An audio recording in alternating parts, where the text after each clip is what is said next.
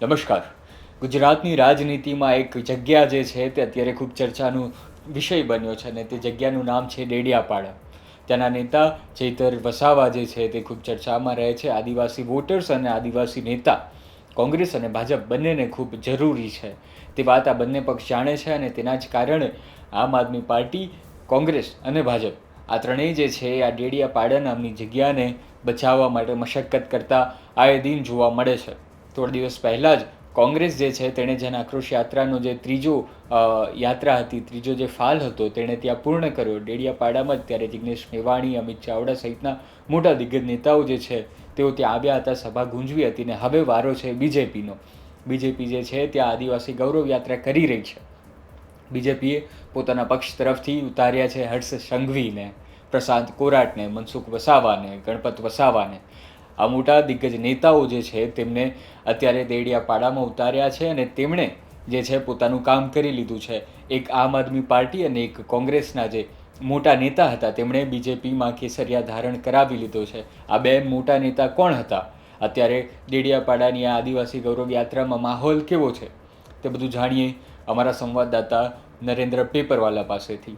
તમે જે જોઈ રહ્યા છો એ વિડીયો જે છે એ દ્રશ્યો છે નર્મદા જિલ્લાના ડેડિયાપાડા ખાતેના. ડેડિયાપાડા ખાતે ભાજપની આજે રેલી છે ત્યારે આ ખાસ રેલીની વાત કરીએ તો રાજ્યના નાયબ મુખ્યમંત્રી હર્ષ સંઘવી અહીંયા જોડાયા છે. હર્ષ સંઘવીની સાથે મંત્રી નરેશ પટેલ છે, તેમજ ખાસ કરીને વાત કરીએ તો સાંસદ મનસુખ વસાવા છે, ગણપત વસાવા છે.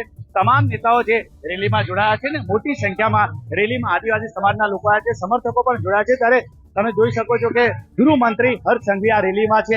ખાસ કરીને વાત કરીએ તો આ ભાજપનો જે આ કાર્યક્રમ ડેડિયાપાડા ખાતે છે ને, ડેડિયાપાડાની વાત કરીએ તો ડેડિયાપાડા આમ આદમી પાર્ટીનું ગઢ ગણાય છે, કારણ કે આમ આદમી પાર્ટીના ધારાસભ્ય ચૈતર વસાવા છે ને એ વિસ્તારની અંદર ભાજપે આ રેલી કરી છે ને એવું કહી શકાય કે સ્થાનિક સ્વરાજની ચૂંટણી પહેલા ભાજપે આ મોટો સફળ એક દાવ થયો કહેવાય. કારણ કે બે આદિવાસી યુવા નેતા છે રાજ પટેલ અને ડોક્ટર પ્રફુલ, એ આદિવાસી નેતા છે રાજ વસાવા અને ડોક્ટર પ્રફુલ વસાવા.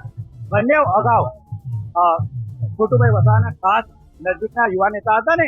પ્રફુલ વસાવાની વાત કરીએ તો તે ગત વિધાનસભાની ચૂંટણી, નાગોર વિધાનસભાની ચૂંટણી આમ આદમી પાર્ટીમાંથી લડ્યા હતા અને રાજ વસાવા કોંગ્રેસમાં હતા.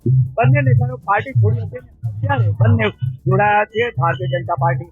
ત્યારે ભાજપે ડેડિયાપાડા જે આમ આદમી પાર્ટીનો ગઢ છે એમાં આજે મોટી ભવ્ય રેલી કાઢીને એવું કહી શકાય કે આમ આદમી પાર્ટીના ગઢમાં ગાબડું જે પાડવાનો પ્રયાસ હતો એ સફળ દેખાઈ રહ્યો છે. ત્યારે અત્યારે મોટી સંખ્યામાં લોકો અહીંયા જોડાયા છે ને ગૃહમંત્રી હર્ષ સંઘવી આદિવાસી સમાજ અને લોકો જે આવ્યા છે એમનું સંબોધન લઈ રહ્યા છે. તેઓ સાથે વાત પણ તેઓ કરે છે ને લોકો સાથે હાથ મિલાવીને તેઓ આદિવાસી સમાજના લોકો સાથે મળી પણ રહ્યા છે. ત્યારે ડેડિયાપાડા આમ આદમી પાર્ટીનો ગઢ હતો, એ ગઢની અંદર ભાજપે ભવ્ય રેલી કરીને ગાબડું પાડ્યું હોય તેમ કહી શકાય. નરેન્દ્ર પેપરવાલા, ગુજરાત તક, નર્મદા.